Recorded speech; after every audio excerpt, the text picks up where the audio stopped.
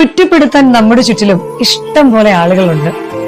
ഒരിക്കലൊരു ചിത്രകാരൻ മനോഹരമായ ഒരു ചിത്രം വരച്ചിട്ട് തന്റെ നാട്ടിലെ ഒരു തെരുവിൽ ആ ചിത്രം കൊണ്ടുവച്ചിട്ട് താഴെ ഒരു അടിക്കുറിപ്പ് എഴുതി. ഈ ചിത്രത്തിൽ എന്തെങ്കിലും കുറ്റങ്ങൾ ഉണ്ടെങ്കിൽ അടയാളപ്പെടുത്തുക.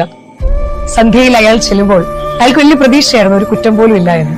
പക്ഷെ നിറയെ കുറ്റങ്ങൾ അടയാളപ്പെടുത്തിക്കൊണ്ടിരിക്കുന്നു ആ ചിത്രത്തിൽ മുഴുവൻ. അയാൾ വലിയ സങ്കടത്തോടുകൂടി വീട്ടിലേക്ക് മടങ്ങി ചെന്നു. അയാളുടെ സങ്കടം കണ്ട അമ്മ അയാൾക്കൊരു കാര്യം പറഞ്ഞു കൊടുത്തു.